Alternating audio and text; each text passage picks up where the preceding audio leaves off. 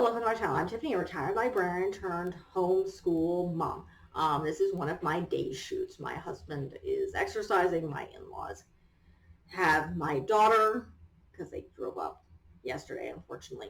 This is being filmed on the 29th of September, 2023. You guys will not see this until April.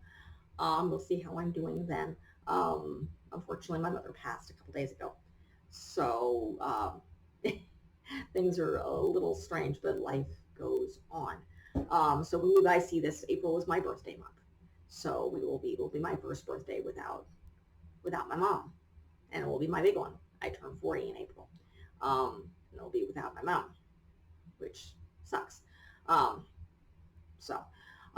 let's get on to this video and not my current mourning process of coming on the holidays without my mom. Onto the subject of this month of April, the Titanic, because it's interesting, and it's a point in history, and it's interesting. And yes, I'm covering the big Titanic film because, of course, you can. This in particular, however, is part of a series that I love, and I really do recommend it. So this is part of the Dear America series. So this is written in diary. These are historical fiction written in diary format. I actually own a couple of them, and I'm hopefully by the time you see this, I'll own more. Because I love the format, particularly when reading on history. They do have ones that target on, I think My America, which is targeted at boys. The Dear America is targeted at girls, where you have essentially children and teenagers talking about a moment in history. In this case, this is the voyage of the great Titanic, the diary of Margaret and Brady. So on the RMS Titanic, 1912. So, and this does have historical stuff in the book. So one of the reasons I love this is because, again, it's cut up. Why this first entry, some of the entries are longer, some of them are shorter, but you get a feel of a personal look. This is someone talking about their life in this historical context. So in this case, you have the young girl, Margaret Ann Brady. She's an orphan. Both her parents died. And her brother, at first they were living with, whether it was family or living with friends. And unfortunately, the father was an alcoholic. And her brother Will decided to take them out of there, and they were living on the streets and mud wrecking, which is they basically go into the Thames.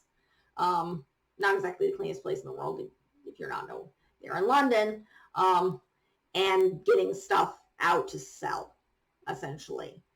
But she gets sick, and he forces her and carries her and drops her off at this girls only orphanage, and she's there, and eventually they nurse her back to health. She's about like 6 at the time. She's like 6 or 7 at the time when this happens.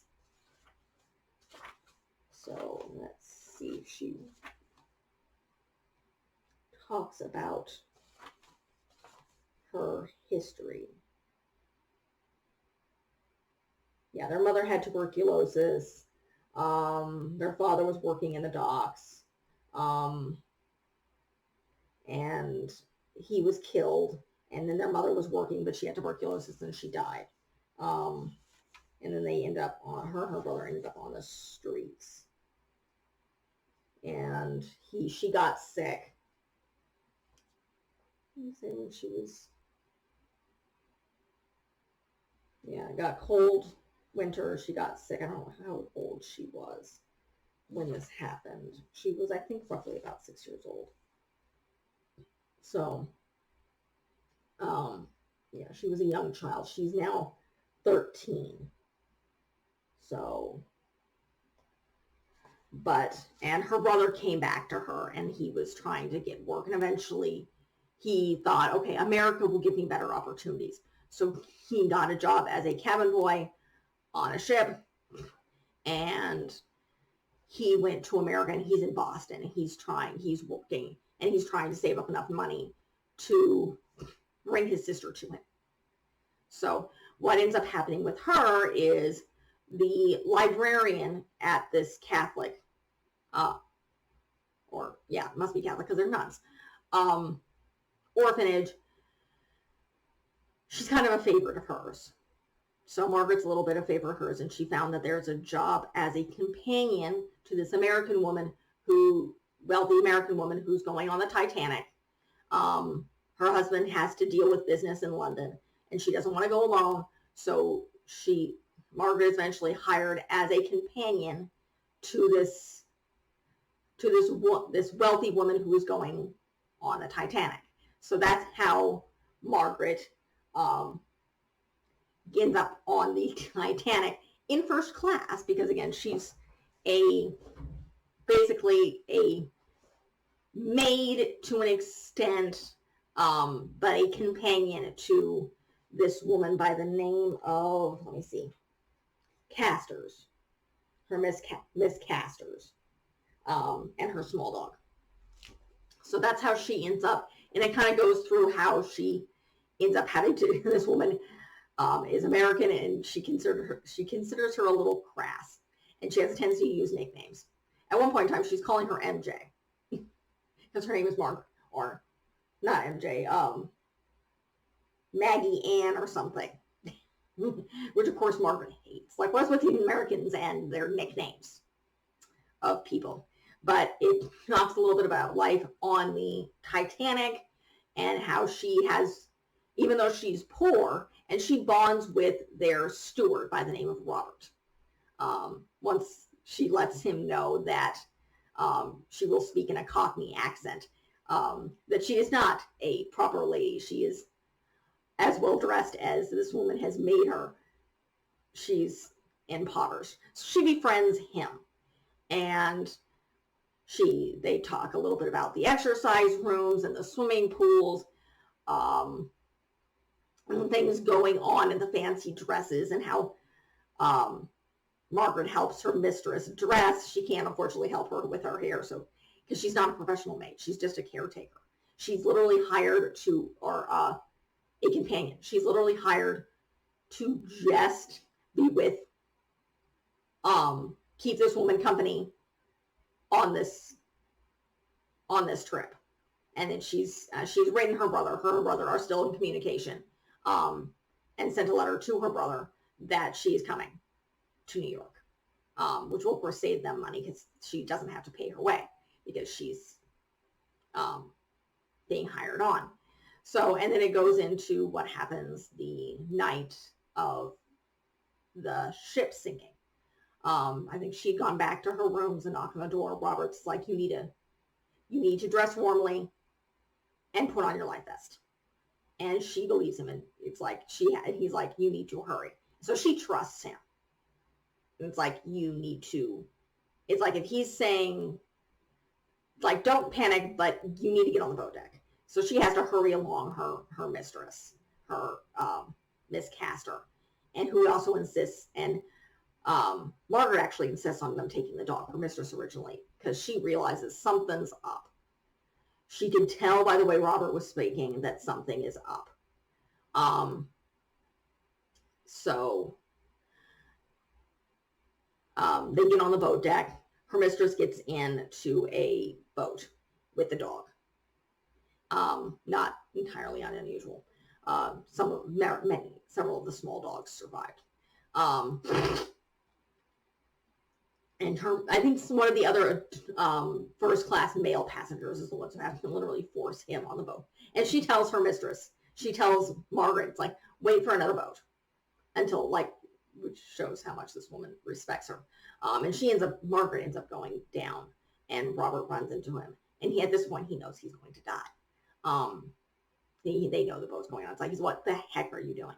And he forces her up onto the boat deck, and most of the boats are gone. She's found by one of the upper class men, and the last boat, she's forced into the last. She's pushed into the last boat, and she survives. And they see the boat go down, and a lot of the women are wailing because they know their husbands are dead. And eventually the Carpathia shows up, and she's on the Carpathia, and eventually the woman who she was with finds her. She's just kind of sitting, and they sit together, and they become friends to a point, just because they're stuck on this boat, and they've all been, the massive tragedy. Of course, this woman's like, I'm kind of lucky. My husband's not dead because he wasn't on the boat. I'd be like a lot of these other women who have lost their husbands when the boat sank. And they say their goodbyes in the docks, and it ends with, she's kind of sitting, and she almost falls asleep, and her brother's like, there you are. I've been looking for you. Let's get you out of here. So she reunites with her brother. One of the other things I love about this book series, even though it's fictional, it gives you an epilogue. So it kind of tells you what happened to this fictional character and how how apparently this, and I wouldn't be surprised there's different ones. She never really discussed it because her brother would ask her. It's like, I know. She never wants to discuss what happened on the Titanic. She goes off. Her brother sends her back to school. They get an apartment. She ends up going to scholarship on Wesley.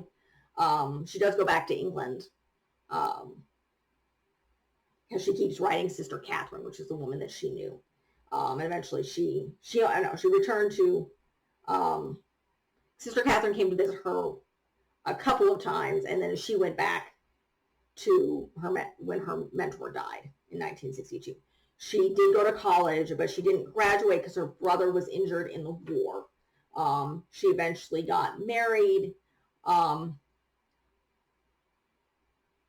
a young history teacher in Massachusetts, and her brother does end up, she nurses him, he ends up a police officer. And she has 3 children, Dorothy, Harriet, and a boy by the name of Robert. And then she helps disadvantaged youth until her retirement in 1965, supposedly. But then, of course, the other thing I love about this is it has historical notes. And it has pictures of the Titanic. There's the ill-fated captain there. You have the staircase.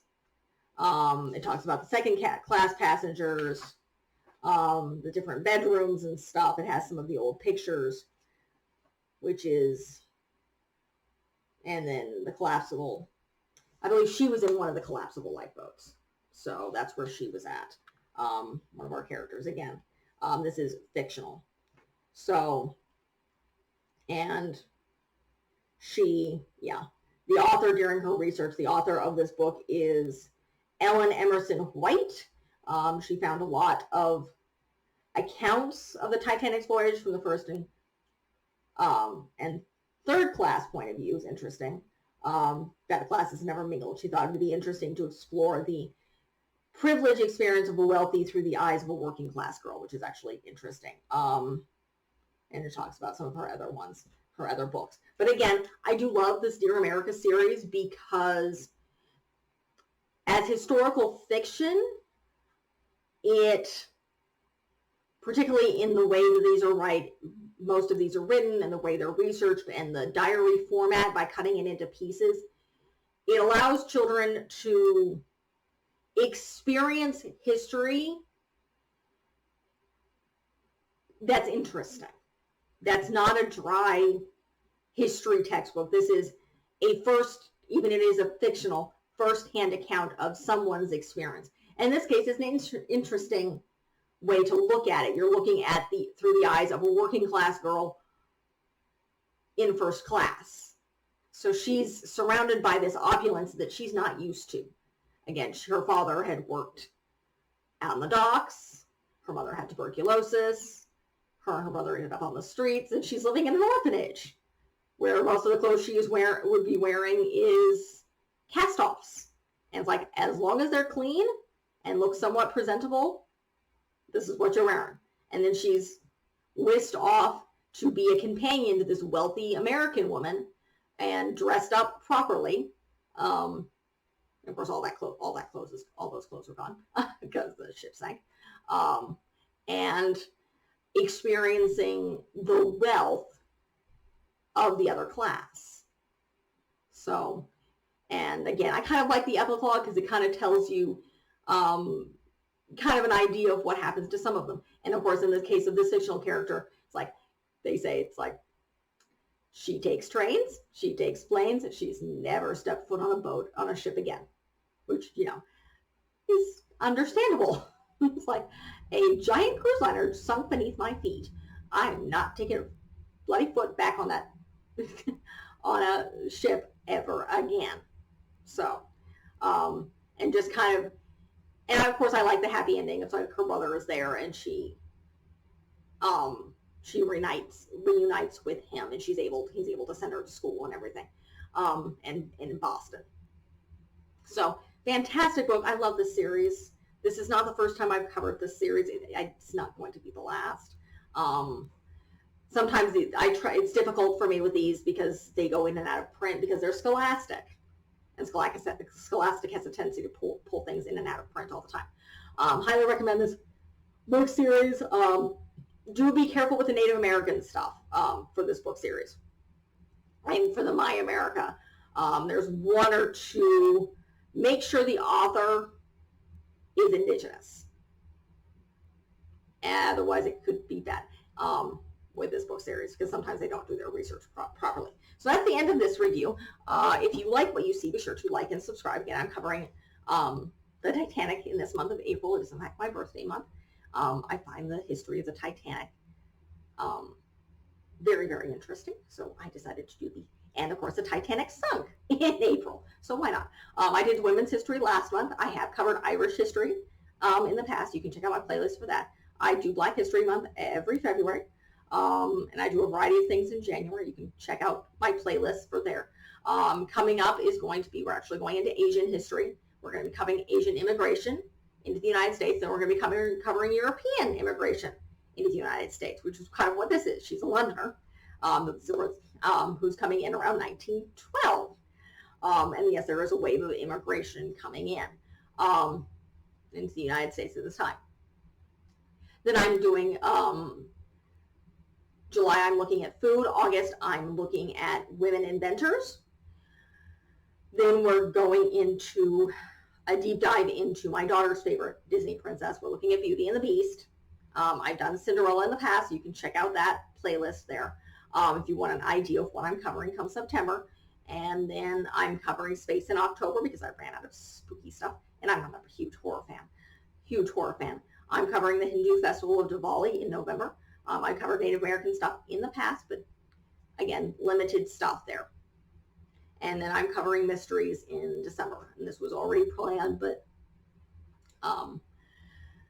mysteries were a favorite of reading material of my late mother. And which is hard to say considering it's been less than a week since I last physically saw my mom. So I'm filming this. So, but I'd already planned to put mysteries in December, and her birthday was. She was born December 1st. So, that would be the anniversary of her birth, as opposed to the anniversary of her death, which will be in the end of September. So, which still kind of sucks. Today, in fact, I'm filming on the 29th of September, which is actually the anniversary when me and my husband moved to this house. So, but again, if you like what you see, like and subscribe. I'm doing some book series as well. You guys should be watching Anne of Green Gables right now. That should be coming out if you're watching this. Followed by The Boxcar Children, and then we're doing Wings of Fire. And I've done Animorphs earlier on, and then I was finishing up Catherine Lasky's animal series. So I did the Bears of Beyond. I had done the Guardians of Ga'Hoole and the Bears of the Ice. The Wolves of Beyond was last December. And Guardians of Ga'Hoole, I don't know, it ran. It was before that. It ran. And there's actually a not Princess Diaries, so there's a Meg Cabot series in between those, the Wolves and the Owls. And I did cover the Princess Diaries prior to the Guardians of Coal. And I think I have some much more peers. That was last year. But be sure to check out what I've got. Obviously, I have a great deal of stuff. I will be covering, by the time you guys see this, there should be at least maybe one, maybe two travel videos already posted. Incoming as well, as we are starting our homeschooling journey with kindergarten coming this late summer, spring, or late summer, fall of 2024. So like and subscribe again, and check out what I got. Thank you.